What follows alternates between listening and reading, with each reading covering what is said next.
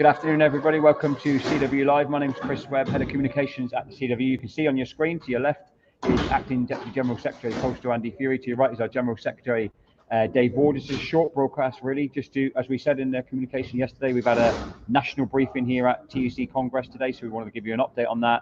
And obviously, probably more importantly, we've got the action on Thursday, and we've got continued negotiations with Royal Mail. So three things, really, to update you on. Dave, I'll come to you first, if I can. Yeah. Just really to give a flavour to the 3,000 people who have jumped on ready to hear from us, which is incredible. Just the briefing, really. So, I mean, obviously I was at everyone right behind the union, aren't they? Yeah, I mean, we had a briefing here with about 400 of our reps from up and down the UK. Great spirit in the room. People very understanding of the situation we're in, reporting back how solid the support has been. We gave them an update on the talks, which started yesterday, and we'll reconvene tomorrow. But you know, our message and everybody's message in here is that you've got to get out on Thursday. We'll move the employer, but you need to move out on the picket lines on Thursday. And I know that our members will be up for that again. We have to show our strength continuously. We're not in a position at this point in time where we can take anything for granted. The fact we've got talks is because of the strength of our members and the action that our members have taken, and that needs to continue on Thursday. Andy, one of the points that was made from the rostrum, obviously we had a huge spectrum of speakers, like from people who are new reps, which is fantastic to see, but lots of our sort of senior reps who've been around the block, people coming up saying, like, you know, I haven't seen support like this for 40 years. I haven't seen support like this for 30 years. I mean, the feeling is that the union is together. Do you think this is one of the, is that your reflection of the meeting? And is that what we need to continue? Absolutely. The feeling is that the members are on the march. There's enthusiasm for taking on the employer, but there's also anger against the employer. The attack on terms and conditions is unprecedented. The insulting imposition of a 2% pay award. I mean, it's just that, it's insulting. So the mood of the meeting was that we're not going to take this lying down. We are standing up. We're determined. We're resilient, and we're angry. And that's why we believe that the picket lines on Thursday will be once again phenomenally supported. You know, obviously we need to ensure that we don't get pulled onto any punch, and that management are not able to suspend or discipline anybody. So, you know, a little bit of discipline there, and but you know, protesting and challenging agency workers or casuals in going into work is the right thing to do, allowed for by law, and we will conduct ourselves appropriately on those picket lines. But the anger is definitely there, and Royal Mail need to understand that, you know, they've got to move their position considerably in those talks. Thanks, Andy. Dave, one of the comments is my next question was going to be really about, you know, the talks in Royal Mail. Obviously, you know, we haven't really framed them to the members. They just took place, and we've committed to that they're going to take place again tomorrow. Andy Crocknell, Andy, you've just put in the comments saying a lot of us are struggling to pay bills, you know, because of the lack of pay rise from Royal Mail in line with the cost of living, you know, struggling with the strikes. It just doesn't feel as if we're going anywhere. So, you know, what do you say to those people who perhaps are like, you know, we're going around in circles a little bit here, the employer's not shifting? Can you feel them shifting in the room? You know, don't want to oversell that to the members, I know, but, like, you know, is member support making a difference, and how important is it they continue to back the strikes? Look, things are shifting. We sensed that yesterday for the first time, I think in months. And, you know, it was quite clear that the company are starting to talk about negotiating now, whereas everything they've been talking about in the past has been imposing things, imposing pay, imposing their view of change, which is just completely unacceptable to the union.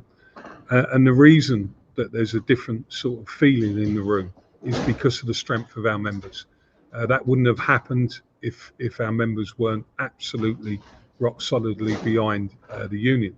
So we framed the talks on the basis of we didn't want to raise any expectations. And there's still, you know, big gaps between us, there's no doubt about that. But where we are now is that we're going through each issue associated with the change agenda. We're asking all of the right questions in relation to the strategy, the direction, and all the things that are concerning us about the future, you know, and whether or not Royal Mail want to turn themselves into a separate parcels company, and abandon the USO, abandon the leverage that they could actually get over their competitors by using the USO as an advantage. We're not going to accept that. And, you know, I want all of our members to know that we couldn't have been any clearer with Royal Mail about the areas that we are never going to reach an agreement on. And that is essentially, if they think they're going to turn this company into another parcel courier, then we're never going to agree that.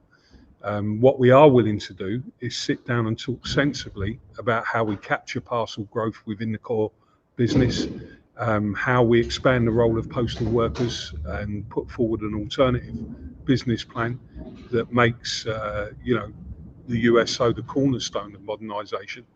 And we're willing to talk about each agenda item. We've always been willing to talk about them. We know that there are certain issues that we've got to face up to on change. Our members know that. But this is not about them just dictating the levels of change that they want. And we saw enough yesterday to know that on each of the agenda items, we're going to go through some more tomorrow, that there is the start of a different feeling to the discussion. And as I keep saying, that would never have happened without the strike action. But it's hugely important now that you continue to back the union on Thursday with the next strike. You can see, I mean, obviously you guys can't see the comments, but there's obviously a massive support for the union, and that's undoubted that support's going to continue Thursday and beyond. So, you know, thank you to everyone. So let us know where you're watching from. Let us know how long you've been a union member. I'll try and get some of those comments up, as well as chatting to Andy and to Dave. Andy, in terms of the talks then, obviously, like Dave, you've held these negotiations many times before with different types of employers. You know, Royal Mail last week, I mean, we're so, and before we're obsessing around ACAS, we're obsessing around, you know, how things had to be done their way. You know, it does seem like, you know, there's been an acceptance now of the status of the union, of the support for the union, of the gravity of the situation, and perhaps a little bit more professionalism being injected into the process from them. Is that a take? Absolutely. So look, we're in the room. We're looking at them across the bargaining table. We're raising our concerns. We're challenging them. We're putting in alternative vision, and our vision is for growth and for building this wonderful industry, fabulous service to the community, and making sure that the USO is not just protected, but we leverage the USO to the benefit of the industry and the workers who are in it. The bottom line here is we are only in these talks because of the sacrifice and hard work and commitment of our members in the strikes that's been taking place thus far. And we just need to keep that going. We've got to keep the pressure on. We've got to ensure that Royal Mail doesn't feel that they're winning, and they're not, and they can't beat us. You know, our members being determined and resilient will actually win this dispute. There's no doubt about that in my mind. And I saw yesterday, for the first time over the last 5 to 6 months, some light at the end of the tunnel.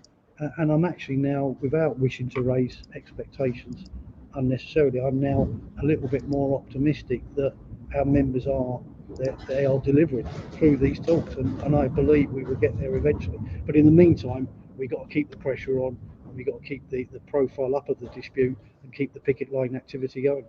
Thank you, Andy. Leads me to my sort of final question to you both, really, before giving you a chance to sum up.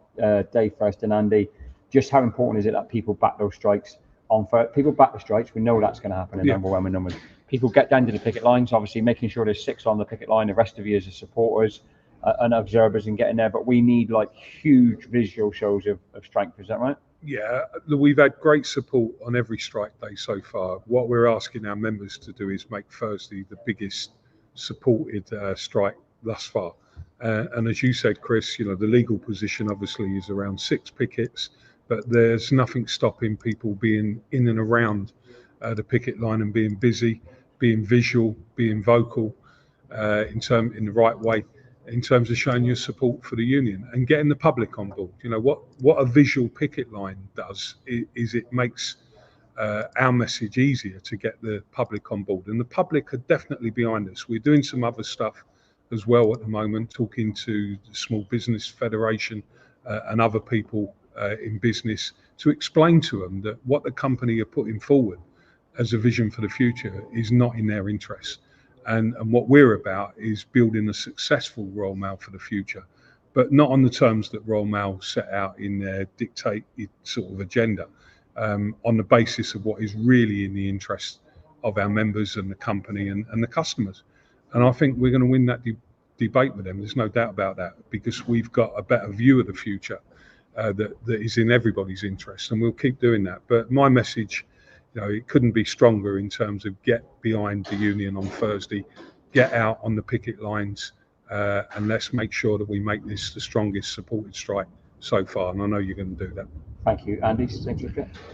I've met members that have been on the picket line for the first time, and they've been galvanised and enthusiastic about the support and solidarity, the comradeship, and that's not a dirty word. It does make people feel so much better seeing their fellow workers in dispute and being together with that unity. So if you haven't been on the picket line thus far, now's your opportunity on Thursday. Get there, be there with your fellow workers, engage with the public. The tooting from cars and vans and buses and lorries, passerbys, the public have just been absolutely wonderful. And of course, wherever we've got these protests, the press and media turn up as well. We get it in the local newspapers. And last but not least, management are aware of it. They are brutally aware of all of the demonstration of support, solidarity. And that's what's brought the management back to the bargaining table, and hopefully they make them see sense and bargain in a realistic and reasonable way. So yeah, get on those picket lines, meet your fellow workers, show solidarity, and let's get the message across that we are going to win this dispute, because we're in the right. We've got a just cause here. Spot on, Andy. Dave, final chance for you just to sum up the session really and give any final messages to the members. Yes, so we're moving forward. We're back into talks. We've re-engaged with the employer. We'll take those talks as far as we need to, but we're not prepared at this point in time because we need to see major concessions from the employer. We're not prepared to move away from the strike action that we've notified, because that is the reason why the company are back around the negotiating table. We'll be sensible in those talks. We'll update you in those talks. And let's make sure that we're all united on Thursday. I'll be out there, all the executive will be out there, all of our reps will be out there. And let me tell you this, the people in here today went away fired up to make sure that Thursday's the biggest strike day so far. And I know you're 100% behind the union. Keep it up, guys. Thank you, Dave. Thank you, Andy. Thank you both for your time. Thank you more importantly to the 6,500 of you who just were just waiting for us to come and have a chat with you. It's brilliant. Really good engagement. Keep sharing the link. We're going to put out some shorter segments as the day goes on, and we'll communicate throughout the day tomorrow as well ahead of the strike. So take it easy, everyone.